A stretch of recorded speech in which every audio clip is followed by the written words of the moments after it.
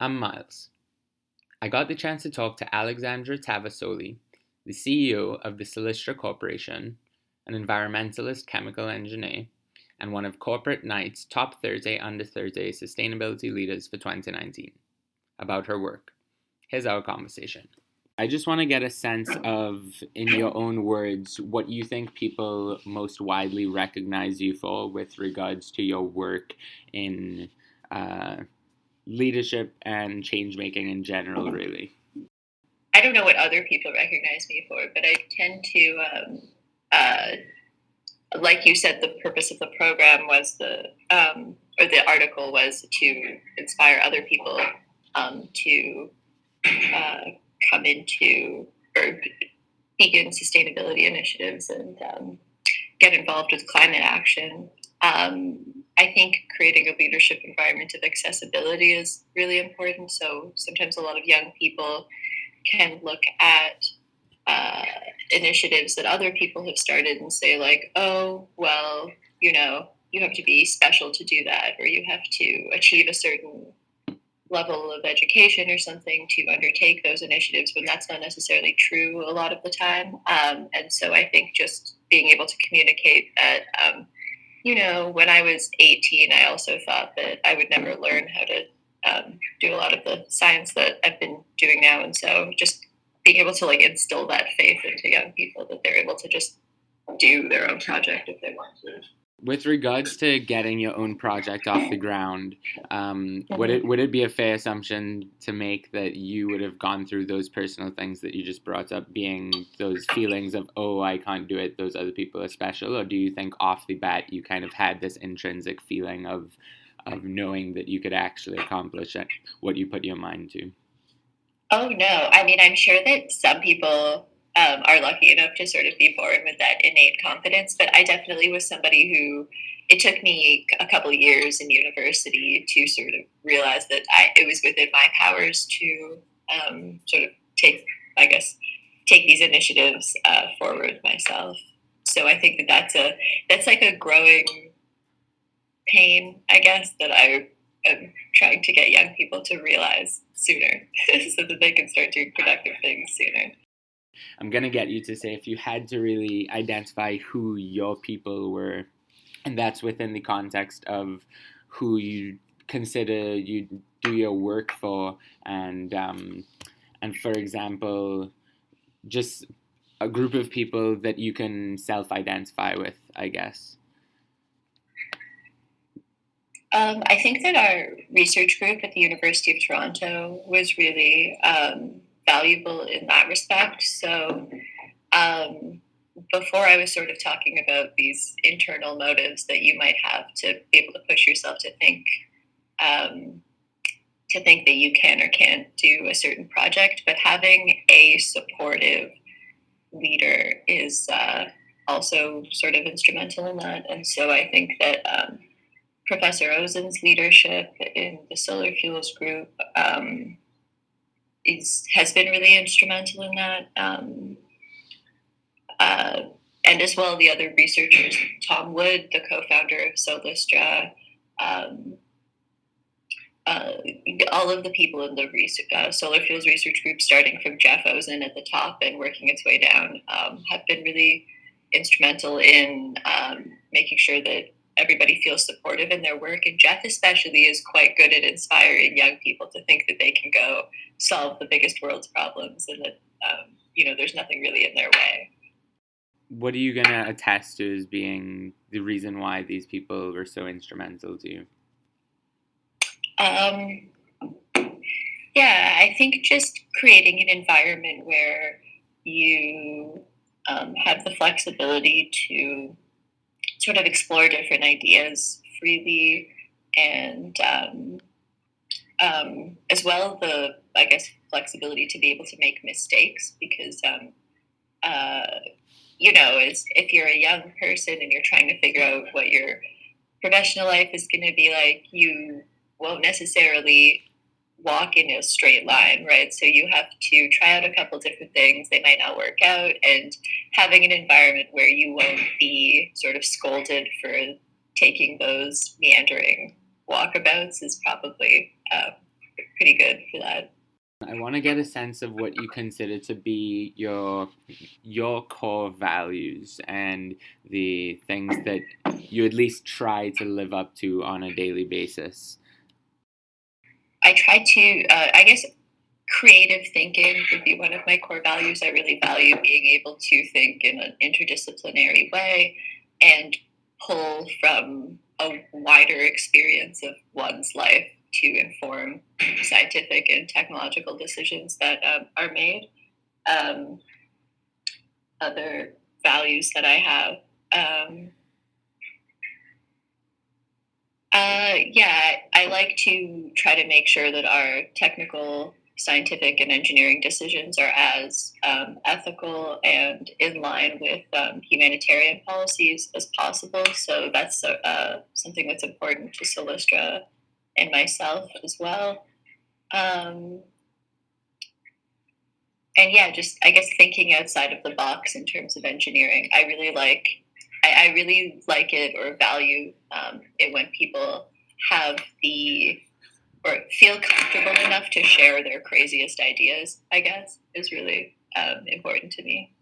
What do you think actually pushes you to go ahead and like create that open space for people to share their craziest ideas or something like that? Well, I think that I studied engineering in my undergrad, and I felt sort of, I mean, I enjoyed studying the topic, but I felt like it was too siloed in uh, what the immediate career prospects were for me after my undergraduate degree. So I didn't really want to go work in in an environment where I was given a task to do and wasn't really able to. I guess what I'm trying to say is I didn't feel as though I was finished with my intellectual development enough to stop being in an environment like academia where I'm able to sort of explore a bunch of different ideas and find out what I like and improve my thinking models and things like that. Do you think that with your involvement in a space like Mars and incubation zones and getting a sense of practical learning in that sense, practical compared to your typical academia of classroom style learning? And when you mention academia, like, do you think that, like, give me your perspective on that?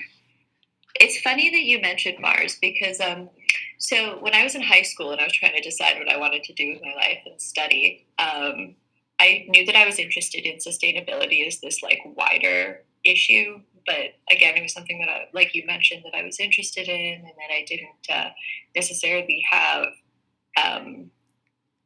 concrete plans to move forward with. But one thing that sort of plagued me, I think, back then and still plagues me today is this sort of unsolvable problem between the technology and infrastructure that we have and sort of what is available to us to develop and put out there in the world to make greener infrastructure, and sort of that tension between what's good for the environment and what's good for the economy. And so I did my undergrad, and I still wasn't really. I worked in a lot of research labs at the university in my undergrad, doing like lab scale research, and I think I did fuel cells and another summer on solar cells, things like that. But my first job after I graduated was at Mars.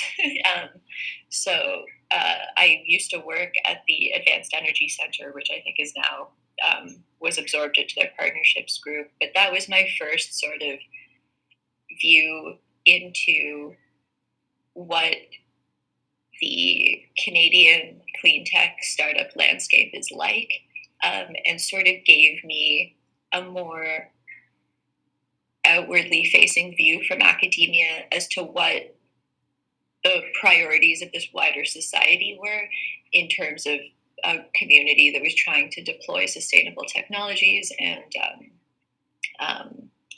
sort of make those initiatives happen. And so I was an intern there for about 6 or 7 months, and that really gave me an excellent foundation to sort of decide what I wanted to go study and where I saw holes that existed in this effort to find, or this effort to determine what sustainable infrastructure will have the biggest impact. And so I think communities, not necessarily all incubators, I would say, but communities like Mars that are doing simultaneous technology incubation and thought leadership um, is a really good way to give you like a bird's eye view and guide you throughout the world to see like what's available to you and what people are paying attention to and things like that. I want to get a sense of what the future looks like for you. So, what kind of future do you want to make in the world? Let's say by the end of 2020, and what role do you see yourself specifically playing in making that kind of change? So right now, my main sort of obsession is this large infrastructure lock-in that we have. So um, that's sort of what birthed Solistra, was the fact that, we're so ingrained in the chemicals infrastructure, the oil and gas infrastructure that we have, our centralized power grid, our metallurgical processes, things like that. So I'm really interested in big industry and the way that big industry conducts itself as we transition to a more sustainable future, and what that can look like, not only in terms of technical solutions, but also in terms of engineering law, natural resource extraction policy, things like that. So, if there was an area that I could expand on this year that I would be really excited about, it would be learning more about engineering law and natural resource policy as it pertains to transitioning our economy to a more green economy. I'm coming more and more to realize how very important it is to be as knowledgeable with policy and law. So, is that something that you think could be more developed in incubation centers and entrepreneurship on the whole? I think yes, I would say yes, that there isn't necessarily enough of that, not necessarily only in clean tech, but also in ICT, like information communications technologies. So, in the same time that we're trying to put forward policies to regulate greenhouse gas emissions, or try to provide policy incentives for companies to become more sustainable themselves, we have a simultaneous sort of growth in the ICT sector of artificial intelligence, and there are new questions coming up about how we're going to regulate that policy-wise, whether that even gets regulated within the professional engineers community certification sort of standards that exist now, the same way it does to other types of engineering. So I think that there's definitely space in incubators and accelerators to teach their entrepreneurs more about, I guess, what the state of the art in policy thinking is in their specific field. And on the quick note about what you were sort of saying about how you are realizing that learning about law and policy is really important, I was listening to a podcast recently where someone described this arc of learning about climate change, where you start off learning about it, there's something you want to do about it, and then people tend to fall into this first bucket, which is what happened to me, which was, technology will solve this. And then once you develop all the technology and you try to put it out there, you realize that really it's just bankers all the way down, and that there's this policy that engineering law you need to adhere to get people to be incentivized to accept your technology. And so when people get to the bottom of the first technology bucket, they realize that there's all this policy and law they should learn about. So they sort of move forward. But that's all to say that I think when it comes to the climate change fight, there are, a million little bucks that all stop with like each of us, and each of us sort of has to do our little part. But for me personally, down the rabbit hole of trying to figure out what to do next, I've sort of got my head around the engineering aspects of it and what technology has to offer us. And so the next step for me would really be more law and policy focused. Now, if we were to extend this timeline beyond just the end of 2020 and we took it to 5 years down the line, where do you see yourself on multiple different spectrums, being professionally, personally, geographically, emotionally, or all of these, or some of them? Like, yeah, in 5 years. Well, it's funny because next week or in 2 weeks, I'll be going to the Cleantech Forum in San Francisco, and the theme of the Cleantech Forum this year is "Welcome to the Chaos of the 2020s." And so, to be able to say what 5 years from now is going to look like is interesting. But I'll probably be doing Solistra for the next couple of years at least, because I'd like to see it through to building a first commercial scale pilot. I think that would be really cool. And then following that, I have some other sustainable material ideas that I'd like to work on probably after that. I'm wondering if there's any pivotal literature or even like a podcast, any content that you've taken in that you can say truly pivoted the way that you go about your life. Yes. So I would recommend 2 books. One book is called Inconspicuous Consumption. And that's more of a practical guide, I guess, to life. And it gives a really good overview for people who aren't necessarily aware of the carbon footprint that everyday activities can have. It really gives a good idea of the checks and balances you sort of have to go through cognitively to determine if an activity or a product that you're buying or a mode of travel is the most sustainable. And it's a really surprising book because sometimes it's not what you think it's going to be. So that's a great personal sort of guide to living your life. A book that it's a 2-part book. So it's 2 books that I would recommend to sort of really understand the quagmire of climate issue that we're in is a 2-volume set called Carbon Ideologies. And it's by William T. Volman, who's an investigative journalist. And the first volume is called No Immediate Danger, and it sort of gives a foundation of all of the different carbon products we use, how we as a society even value and define the idea of waste. And it answers a lot of questions like that. And then the second volume is called No Good Alternative. And it's sort of about how we're stuck in this infrastructure lock. And it just communicates really well the sense of the really wicked problem of solving climate change. And so those are the 2 books that I would recommend.